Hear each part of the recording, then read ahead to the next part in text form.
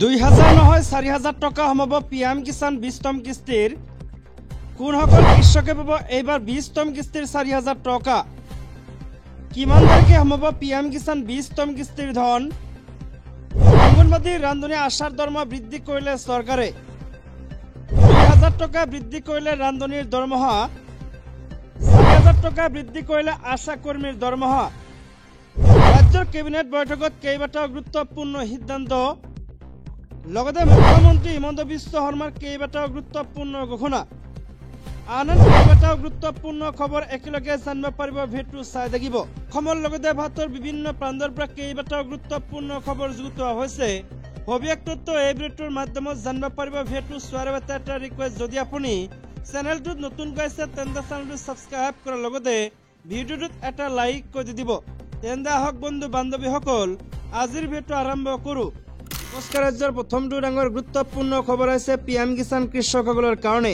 অপেক্ষা শেষ হ'বলৈ ওলাইছে কৃষকৰ জানি লওক কেতিয়া আহিব পিএম কিষাণৰ 20 নম্বৰ কিস্তিৰ ধন দেশৰ কোটি কোটি কৃষকে প্ৰধানমন্ত্ৰী কিষাণ সন্মান নিধি যোজনাৰ 20 সংখ্যক কিস্তিৰ বাবে অপেক্ষা কৰি আছে কৃষকক আৰ্থিক সাহায্য প্ৰদানৰ লক্ষ্যৰে কেন্দ্ৰীয় চৰকাৰে আৰম্ভ কৰে প্ৰধানমন্ত্ৰী কিষাণ সন্মান নিধি যোজনা এই আঁচনিৰ অধীনত কৃষকসকলক প্ৰতি বছৰে 6000 টকাৰ আৰ্থিক সাহায্য প্ৰদান কৰা হয় 2000 টকা তিনিটা কিস্তিত পোনপটীয়াকৈ কৃষকৰ একাউণ্টলৈ ট্ৰান্সফাৰ কৰা হয় এই পৰ্যন্ত কৃষকৰ একাউণ্টত 19টা কিস্তি জমা কৰা হৈছে সূত্ৰ অনুসৰি জুন মাহৰ শেষৰ ফালে অৰ্থাৎ এইটো মাহৰ শেষৰ ফালে 20 নম্বৰ কিস্তিৰ টকা আপোনালোকৰ বেংক একাউণ্টত সোমাই পৰিব ৰাজ্যৰ আন এটা ডাঙৰ গুৰুত্বপূৰ্ণ খবৰ হৈছে 1 অক্টোবৰ 2025 পৰা বৃদ্ধি হ'ব আশা কৰ্মী অঙ্গনবাদী কৰ্মী আৰু পিএম পোষণৰ ৰান্ধনীৰ দৰমহা যিসকল ৰান্ধনী আছে তেওঁলোকৰ কাৰণে ভাল খবৰ অসম চৰকাৰে 500 টকা দৰমহা বৃদ্ধি কৰিছে তেওঁলোকৰ পূৰ্বৰ তুলনাত এতিয়া আপোনালোকে লাভ কৰিব 2000 কৈ টকা 1500 টকাৰ পৰিৱৰ্তে 2000 টকা ৰান্ধনীসকলে দৰমহা লাভ কৰিব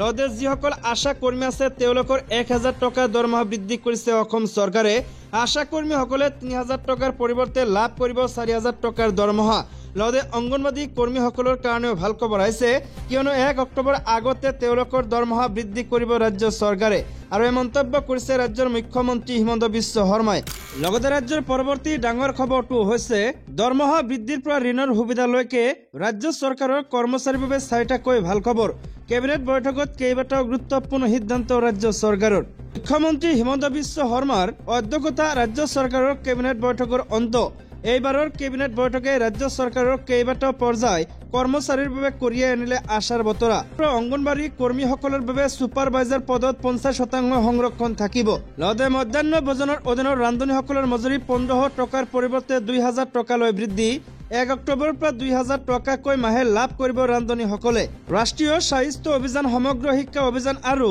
অসম ৰাজ্যিক বিদ্যুৎ পৰিষদৰ তিনিটা কোম্পানীৰ কৰ্মচাৰীসকলে লাভ কৰিব চৰকাৰৰ আপন ঘৰ আৰু আপন বাহন আঁচনিৰ ঋণৰ সুবিধা লগতে সমগ্ৰ শিক্ষা অভিযানৰ পৰা নিয়মীয়া হোৱা সকলো শিক্ষকৰ বছৰেকীয়া 3% ইনক্ৰিমেণ্ট বৃদ্ধিত কেবিনেটৰ অনুমোদন পৰৱৰ্তী ডাঙৰ খবৰটো হৈছে মহিলাৰে অবৈধ সম্পৰ্ক গৌৰীপুৰ থানাৰ ওসি জিতুমণি বৈশ্যক ৰিজাৰ্ভ ক্লোজ ধুবুৰী জিলাৰ গৌৰীপুৰ আৰক্ষী থানাৰ ভাৰপ্ৰাপ্ত আৰক্ষী বিষয়া জিতুমণি বৈশ্যক ৰিজাৰ্ভ ক্লোজ জানিব পৰা মতে বিয়া কৰোৱাৰ প্ৰলোভন আৰক্ষী বিষয়া জিতুমণি বৈশ্যই মহিলা এজনীৰে শাৰীৰিক সম্পৰ্ক গঢ়ি তুলিছিল পিছে তেওঁক বিয়া নকৰাত মহিলাগৰাকীয়ে নলবাৰী জিলাৰ মকলমুৱা আৰক্ষী থানাত এজাহাৰ দাখিল কৰে আৰক্ষীয়ে উক্ত এজাহাৰৰ ভিত্তিত BNS 63 অধীনত গোচৰ ৰুজু কৰি তদন্ত অব্যাহত ৰাখিছে উল্লেখযোগ্য যে আৰক্ষী বিষয়াগৰাকীৰ বহু আপত্তিজনক ফটো সামাজিক মাধ্যমত পোষ্ট কৰাক লৈ প্ৰথম অৱস্থাত মহিলাগৰাকীৰ বিৰুদ্ধে জিতুমণি বৈশ্যই এজাহাৰ দাখিল কৰা বুলি জানিব পৰা গৈছে পিছত মহিলাগৰাকীয়ে দাখিল কৰা এজাহাৰৰ ভিত্তিত আজি জিলা আৰক্ষী অধীক্ষকে জিতুমণি বৈশ্যক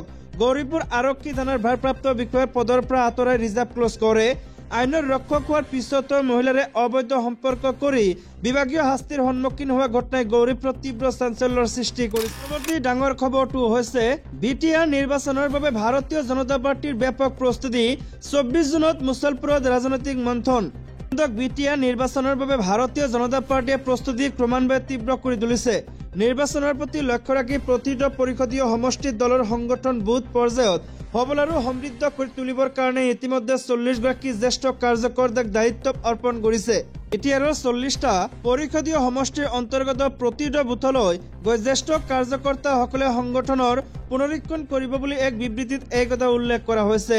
উল্লেখযোগ্য যে আগন্তুক বিটিআৰ নিৰ্বাচনত ভাৰতীয় জনতা পাৰ্টিয়ে অধিকাংশ পৰিষদীয় সমষ্টিত প্ৰাৰ্থী প্ৰক্ষেপ কৰাৰ কথা মুখ্যমন্ত্ৰী ডক্টৰ হিমন্ত বিশ্ব শৰ্মা আৰু ৰাজ্যিক সভাপতি সাংসদ দিলীপ শইকীয়াই ইতিমধ্যে কেইবাবাৰো ঘোষণা কৰিছে। বিটিআৰ নিৰ্বাচনৰ প্ৰস্তুতিক নতুন মাত্ৰা দিবৰ বাবে অহা 24 জুনৰ দিনা মুখ্যমন্ত্ৰী হিমন্ত বিশ্ব শৰ্মা, ৰাজ্যিক সভাপতি তথা সাংসদ দিলীপ শইকীয়া, ৰাষ্ট্ৰীয় সম্পাদক তথা সাংসদ কামাখ্যা প্ৰসাদ তাছা, বিটিআৰ নিৰ্বাচনৰ বাবে দায়িত্বপ্ৰাপ্ত মন্ত্ৰী আৰু যুটীয়া তত্ত্বাৱধায়কসকল, বিটিআৰৰ অন্তৰ্ভুক্ত 5খন জিলাৰ সভাপতি আৰু সাধাৰণ সম্পাদকসকল, জিলা প্ৰভাৰী আৰু সহ প্ৰভাৰী, 40খন পৰিষদীয় সমষ্টিৰ তত্ত্বাৱধায়ক, বিধায়ক, ইএম, MCLA, সংশ্লিষ্ট জিলাসমূহৰ সামাজিক মাধ্যমৰ আহ্বায়কসকলৰ উপস্থিতিত বাক্সা জিলাৰ মুছলপুৰত মন্থন কৰিব বুলি বিবৃতিত উল্লেখ কৰা হৈছে।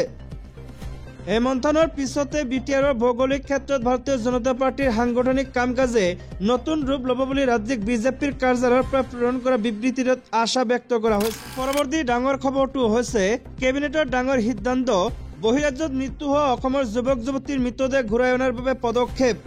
দেওবাৰে বিয়লিৰ ভাগত দিছপুৰত অনুষ্ঠিত হয় ৰাজ্য চৰকাৰৰ কেবিনেট বৈঠক। এই বৈঠকত অধ্যক্ষতা কৰে মুখ্যমন্ত্ৰী হিমন্ত বিশ্ব শৰ্মাই। উক্ত অনুষ্ঠানত অনাগত দিনত অসমৰ সৰ্বাংগীন উন্নয়নৰ বাবে কেইবাটাও পদক্ষেপ গ্ৰহণ কৰা হয়। কেবিনেট বৈঠক সম্পন্ন হোৱাৰ পাছতে মুখ্যমন্ত্ৰী হিমন্ত বিশ্ব শৰ্মাই সংবাদমেল সম্বোধন কৰি সিদ্ধান্তসমূহৰ বিষয়ে অৱগত কৰে।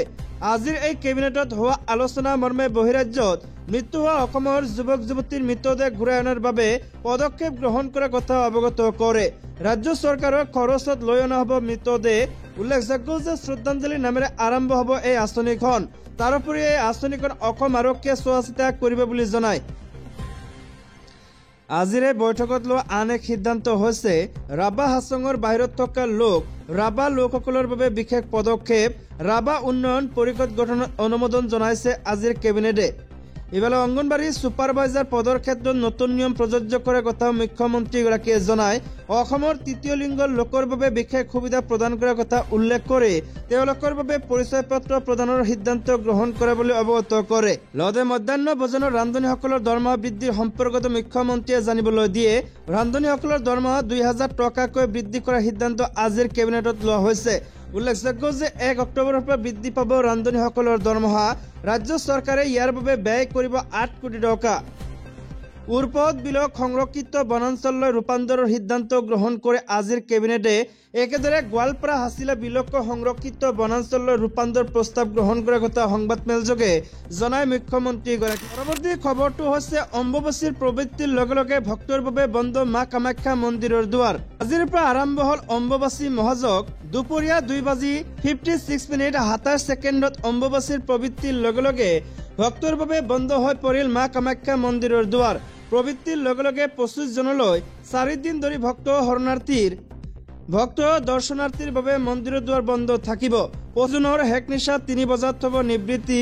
অম্বুবাচীৰ নিবৃত্তিৰ পিছত 26 জুনৰ পুৱা দেৱী স্নানকে ধৰি নিত্য নৈমিত্তিক পূজা আৰাধনাৰ পিছত ভক্তৰ বাবে পুনৰ কামাখ্যা মন্দিৰৰ দুৱাৰ মুকলি কৰি দিয়া হ'ব। এই কথা সদৰি কৰিছে কামাখ্যা মন্দিৰৰ বৰদলৈ গোবিন্দ প্ৰসাদ শৰ্মাই। আনহাতে এইবাৰ অম্বুবাচীৰ দিনকেইটাই পুৱা 5 বজাৰ পৰা সন্ধিয়া 6 বজালৈহে নীলাচলত প্ৰৱেশ কৰিব পাৰিব ভক্তসকলে। সন্ধিয়া 6 বজাৰ পাছত প্ৰৱেশত বাধা থাকিব। নীলাচল পাহাৰত ভক্ত থকাৰ বাবে কোনো ধৰণৰ শিবিৰ আৰু খোৱা খাদ্য বিতৰণৰ ব্যৱস্থা নাথাকে। তদুপৰি মা কামাখ্যা মন্দিৰৰ দুৱাৰ মুকলি হোৱাৰ পিছত অৰ্থাৎ 26-27 জুনত কোনো ধৰণৰ VIP VVIP পাছৰ ব্যৱস্থা নাথাকে। খবৰটো হৈছে সাপক বিশ্বাস কৰিব পাৰিলেও হিমন্ত বিশ্ব শৰ্মাক বিশ্বাস কৰিব নোৱাৰি আৰু এই মন্তব্য কৰিছে ৰকিবুল হুছেইনে। হাছিলা বিলত হোৱা উচ্ছেদৰ পিছত উচ্ছেদিত ৰাইজক সাহায্য দিবলৈ গৈ আক্ৰমণৰ বলি হ'ল সাংসদ ৰকিবুল হুছেইন। সাহায্য দিবলৈ যোৱাৰ সময়তে ৰকিবুল হুছেইনৰ কনভয়লৈ বোকা বটল আদি নিক্ষেপ কৰে আক্ৰমণকাৰীয়ে। ইয়াৰ পিছতে কংগ্ৰেছৰ সাংসদ ৰকিবুল হুছেইনে শাসকীয় বিজেপিক তীব্ৰ সমালোচনা কৰি উচ্ছেদিত পৰিয়ালক সাহায্য প্ৰদানত বাধাৰ সৃষ্টি কৰাৰ অভিযোগ উত্থাপন কৰে। সংবাদমেল সম্বোধন কৰি হুছেইনে কয় যে হাছিলা বিলত আমাৰ প্ৰৱেশক ইমানেই বাধা দিয়া হৈছিল যে উচ্ছেদিত পৰিয়ালক খাদ্য সাহায্য প্ৰদান কৰিবলৈও দিয়া হোৱা নাছিল। কংগ্ৰেছ নেতাগৰাকীয়ে বিজেপিক ভুল তথ্য প্ৰচাৰ কৰাৰ প্ৰত্যক্ষ অভিযোগ উত্থাপন কৰে। মোক কোৱা হৈছে যে যদি আমি কংগ্ৰেছে উচ্ছেদ কৰা লোকসকলক সহায় কৰক, তেন্তে তেওঁলোকে বিজেপি সমৰ্থন প্ৰত্যাহাৰ কৰিব। এই কথা কোনে বিয়পাইছে আৰু এই কথা স্থানীয় লোকে উপলব্ধি কৰিব লাগিব। ক্ষতিগ্ৰস্ত পৰিয়ালৰ প্ৰতি উদ্বেগ প্ৰকাশ কৰি হুছেইনে আবেদন জনায়, মই উচ্ছেদ কৰা পৰিয়ালসমূহক আহ্বান জনাইছো, অহা 6 মাহলৈকে আপোনালোকৰ ঘৰ বাৰী সুৰক্ষিত কৰিবলৈ চেষ্টা কৰক। আগন্তুক উচ্ছেদৰ আৰ্হি আমি ইতিমধ্যে জানো। হুছেইনে অসমৰ মুখ্যমন্ত্ৰী হিমন্ত বিশ্ব শৰ্মাৰ কথা পৰোক্ষভাৱে উল্লেখ কৰি কয়, আপুনি সাপক বিশ্বাস কৰিব পাৰে কিন্তু তেওঁক নহয়। এই সকলোবোৰ আঁৰত কোনো তৃতীয় ব্যক্তি নাই, এজন মানুহে আছে। মই এই কথা ৰেকৰ্ডত কৈছো। হুছেইনে সামৰণিত নিজৰ বক্তব্যত সম্ভাৱ্য বিকৃতিৰ বিষয়ে সংবাদ মাধ্যমক সকীয়াই দি দাবী কৰে যে মই জানো যে তেওঁৰ এজেণ্ডাৰ লগত খাপ খুৱাই বাতৰিবোৰৰ লগত হেতালি খেলা হ'ব।